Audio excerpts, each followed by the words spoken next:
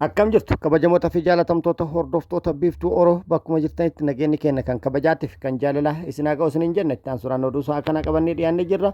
Hanga sagantaa kanaatti nu hojii turaan itti bohaaraan affeerraa kenna kun biiftuu Oroodha keessan jajjabeeffadha laayik sheer godhuu hin dagatina kallattiimaan gara mata duree oduu amma qabadhetti yeroo dabru oduun jalqaba. Dhaabbanni mirga namoomaatiif falmu Human Rights Watch gamtaan Awurooppaa ejjennoo cimaa yookaan jabaa Itoophiyaa irratti akka qabaatu gaafatee jira. Dabalata odeeffannoo kanaa qabna. Oduun itti aanu hidhattoonni naannoo Somaalee hanga funyaanii hidhatan daangaa Oromiyaa cabsanii seenuun baha Oromiyaa Harargee lixaa aanaa mi'eessotti namoota nagaa irratti dhukaasa banuun haleellaa raawwatanii lubbuu namoota galaafatanii namoota hedduus madeessuu jiraattonni himanii jiru. Dabalata odeeffannoo kanallee qabannee jirra. Guutuu oduu kanneeniitiif kan biroo wajjin isin wajjin kan turu ani Bariisoo Ganamooti. Guutuun oduu wal duraa duuba akka itti aanu kanatti isiniif dhiyaata. Dhaabbanni mirga namoomaatiif falmu Human Rights Watch gamtaan Awurooppaa ejjennoo jabaa fi cimaa Itoophiyaa irratti akka qabaatu gaafatee jira. Itoophiyaa keessatti yeroo ammaa kana dhiittaan mirga namoomaa akkaan cimee itti fufuu fi haala yaaddessaa irra jiraatuun wal qabsiisee dhaabbanni mirga namoomaaf falmu Human Rights Watch gamtaan Awurooppaa Itoophiyaa waliin hariiroo yoo uumu ulaagaalee mirga namoomaa ifa ta'anii fi hojiirra ooluu danda'an akka mirkaneeffatu waamicha isaa irra deebi'uudhaan dhiyeessee jira.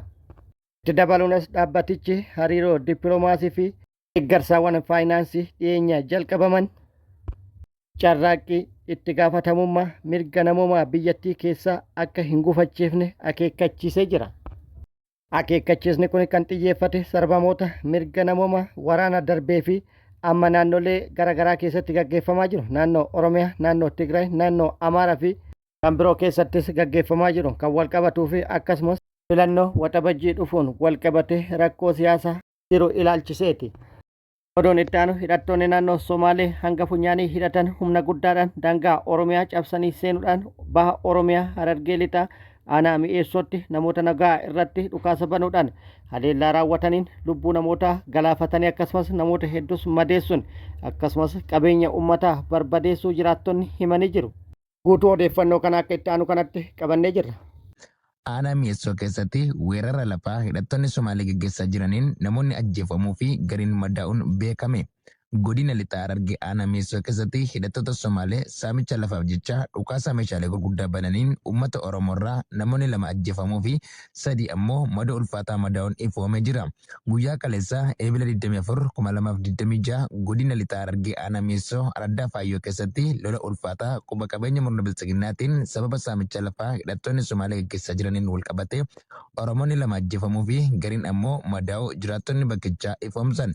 Akka jiraattonni jiranitti hidhattoonni kunneen saamicha lafaa yeroo garaagaraatti gaggeessaa akka turan himuun sanaaf ammoo tolatti osoo hin taane meeshaalee waraanaa gurguddaa fayyadamuun uummata keenya ajjeesuudhaan yaada isaanii milkeeffachuuf yaalu jedhan.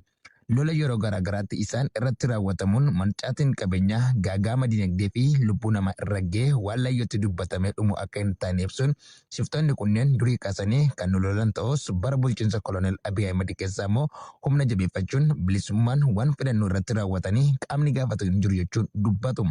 Akkuma amala isaanii guyyaa jimaataa suubirraa kaasuun sochii daraan hamaa taasisanii dhukaasa ulfaataa uummata Oromoo irratti bananiin namoonni maqaan isaanii Elemoo Ali Umar Karroo jedhaman ajjeesanii deebi'an jedhan. Maanguddoonni lameenuu abbootii maatii fi ilmaan 2 akka qabanis himamee jira. Lola weerartuuwwan kunneen namoonni madaan ammoo Aliyee Jawaar, Abdurrahmaan Usmaan Umarii fi Yusuf Abrahaam isaan sadiinis abboota maatii ta'uu jiraattonni ifoomsanii jiru. Isaan hundinuu jiraattota Araddaa Faayyoo yoo ta'an Oromoonni Araddaa Faayyoo lola lafa babal'ifannaa Somaalee dura dhaabbachuun yeroo garaagaraatti lafa isaanii kabachiifatanii jiraata akka har'a ga'an haqa namuu beekuuf hin danqabnedha.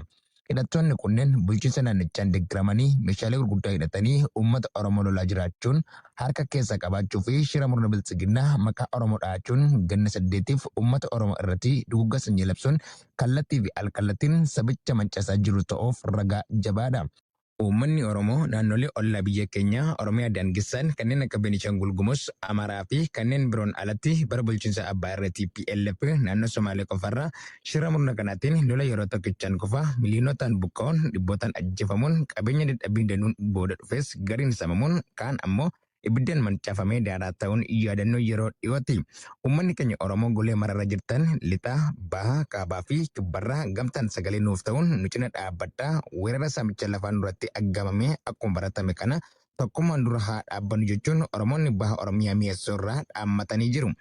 Oduun itti aanu godinaalee Oromiyaa garaagaraa keessatti sarbamiinsaa fi miidhaan fi dararaan garaagaraa humnoota mootummaatii fi caasaa mootummaatiin namoota nagaa irratti raawwatamaa jiru cimee itti fufee jira. Akka itti aanu kanatti qabannee jirra. Dafqa hiyyeessaa saamanii dantaa dhuunfaa isaanii irra oolfachuu kan aadeffatan gara jabeeyyiin shiftoota bilxiginnaa godina lixa shaggar aanaa aadaa bargaa keessatti torban darbeerraa eegaluun qonnaan bultoota xaa'oo fudhachuuf gandoota baadiyyaa mararraa gara magaalaa Hincinnii deemaniin hanga deeggarsa milishaa xaafii kiloogiraama 25 kennitanitti xaa'oo fudhachuu hin dandeessan jechuun hawaasa harka qalleeyyii irratti saamicha geggeessaa jiraachuu himanii jiru. Aanaan aadaa bargaa gandoota baadiyyaa 36 kan qabdu yoo ta'u, jiraattota gandoota kana mararraa xaa'oo fudhachuuf deeman irratti saamicha akkanaa raawwachaa jiraachuu fi saamichi bifa haaraan hawaasa ofiifuu rakkoo qaala'insa jireenyaan giddiraa argaa jiru irratti toota PPT'n geggeeffamaa jirus hanga har'aatti hammaatee jiraachuun ifoomeera. Kana malees gatiin xaa'oo kan bara darbee irratti qarshiin 3,000 kan dabale yoo ta'u, gatiin sanyii filatamaa qamadii ammoo qarshii 4,000 oliin dabalee jiraachuu irraa kan ka'e yeroo qonnaan bulaan xaa'oo fudhachuuf rakkachaa jirutti saamichi maqaa deeggarsa milishaatiin dhufe ammoo jiraattotatti mata dhukkubbii biraa uumee jiraachuu maddeen odeessaniiru. Hayyoota dinagdee fi qonnaa tokko tokko akka jedhanittis rakkoon nageenyaa hidhattoota sirnichaan baadiyyaalee Oromiyaa guutuu keessatti qaqqabaa jiruu fi rakkoon qaala'insa jireenyaa impaarattii keessatti mudatee jiru haala kanaan itti fufnaan bara dhufuyyummaan amaan ummaticha mudachuu danda'a jechuun bilxiginnaan barcuma aangoo isaaf yaadda'uu dhiise egeree hawaasa kanaaf yaaduu akka qabus dubbatu. Godina Wallagga Bahaa aanaa Diggaa ganda Wayyeessaa Diimtuu keessatti gaafa eebila 17/2026 lukkeeleen bilxiginnaa qonnaan bultoota siyaasa kam keessa hin jirre hedduu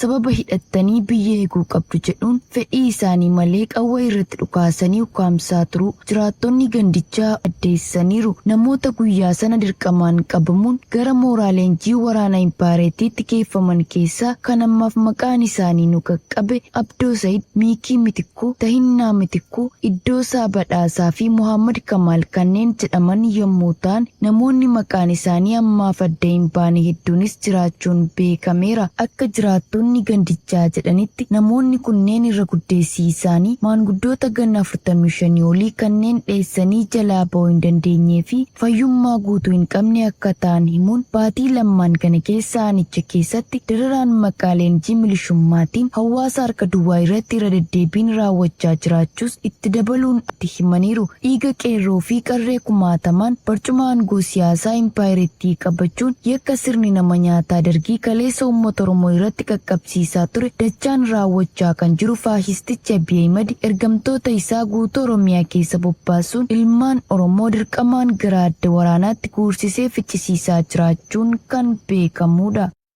Oduun itti aanu lolli loltoota mootummaatiif waraana bilisummaa Oromoo gidduutti Oromiyaa bakkoota garaagaraatti gaggeeffamaa jiru akkuma itti fufeetti jira. Har'as waraanni bilisummaa Oromoo loltoota mootummaa waliin lola gaggeessuu beeksisee jira. Lola gaggeessee irrattis injifannoo argadhe jedhee jira. Woboon zoonii lixaa aanaa Saasiggaatti loltoota faashistii biltsiginnaa du'aaf madoon adabe. Eebla 24/2026 irree fi gaachanni sabaa woboon zoonii lixaa godina Wallagga Bahaa aanaa Saasiggaa ganda Horawaataa jedhamu keessatti eebla 23/2026 loltoota faashistii biltsiginnaa hawaasa dararuuf bobbaafamteetti axxee hidhee eeguun du'aaf madoon adabee jiraachuu hooggansi woboo bakkichaa beeksise. Loltoota hawaasa nagaa maqaa adda addaan yakkuun dararuuf magaalaa Angarii fi Baloo Bareedaa irraa garasitti bobbaafamte baaruda itti uleerraa saasan macheessuun 2 battalatti gombisee yoo ajjeesu loltoota 12 immoo madoo dandammii hin qabneen adabee jira.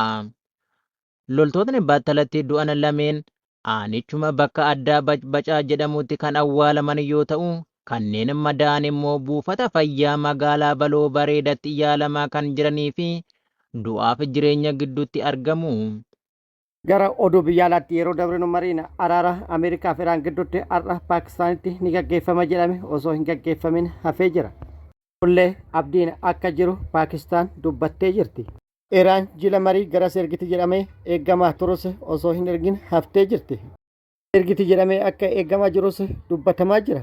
Faallaa kana muummichi ministeera Iraan Abbaas Argichi gara Paakistaan imaluudhaan dhimma biyyoota lamaanii irratti erga mari'atanii booda gara Oomanitti baafatee jedhamee jira. Akkuma jirutti ta'ee kallattii waraanaatiin waldura dhaabbannaan Ameerikaatiif Iraan cimeetti fufee jira. Ameerikaan meeshaa waraanaa hedduu fi akkasumas humna guddaa baha giddu galeessatti galchitee jirti. Markaboota waraanaa gurguddaa 3 kan xayyaarota waraanaa hedduu baadhatanii fi akkasumas markaboota waraanaa hedduu gara baha giddu galeessatti geessitee Iraanitti marsitee Iraan irratti lola bal'aa banuudhaaf haala mijataa eeggataa jirti jedhamee jira. Iraanis akka Ameerikaan laalteetti otoo hin taane hanga Ameerikaan laaltee olitti qophii guddaa taasisuun misaa'elotaa fi diroonota ciccimoo hedduu qopheeffatuun hidhannoo isii cimsitee sochii Ameerikaa hordofaa jirti jedhamee jira. Aangaa'onni Ameerikaa tokko tokko odeeffannoo argataniin akka ibsanitti Iraan meeshaalee waraanaa hedduu kan qabduu fi humna jabaa ijaarrachuun akka bulchiinsi Tiraamp yaadee ol irra akka jirtu dubbatuudhaan akeekkachiisanii jiru. Oduu gama biraatiin immoo Israa'el har'a Gaazaa irratti haleellaa raawwattee jedhamee jira. Haleellaa kanas kan raawwatte waliigaltee dhukaasa dhaabu cabsuudhaan akka ta'e maddeen odeeffannoo garaagaraa kan dubbatan yoo ta'u haleellaa har'a raawwatte namoota 12 lubbuu galaafatte jedhamee jira. Ammaas immoo yaada kenneen waliigaltee dhukaasa dhaabu akka kabachu taasisuu hin dandeenye jechuudhaan hawaasa idil addunyaa komatee jira. Oduu gama biraatiin Iraan balalii daldalaa adda citee ture har'a jalqabde jedhamee jira. Sababa lola Ameerikaa fi Israa'el qindoominaan Iraan irratti bananiin balaliin daldala Iraan adda citee kan ture har'a baatii lamaan booda jalqabe jedhamee jira. Buufanni xayyaara idila addunyaa Imaam Koominii jedhamu uggurri sababa lola tureetiin irra kaa'amee ture irra ka'uudhaan har'a hojii jalqabe jedhamee jira.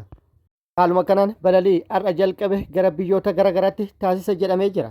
Kabajamoota fi jaalatamtoota hordoftoota biiftuu Oroo oduun ammaaf qabadhe kan hanga ammaa kana guutuu oduu wajjin isin wajjin kan ture ani Bariisoo Ganamooti. Hanga yeroo itti aanutti deebinee wal agarrutti nageenyi rabbi isiniif haa baay'atu. Nagatti nu turan hawwii kenna. Nagatti nu tura.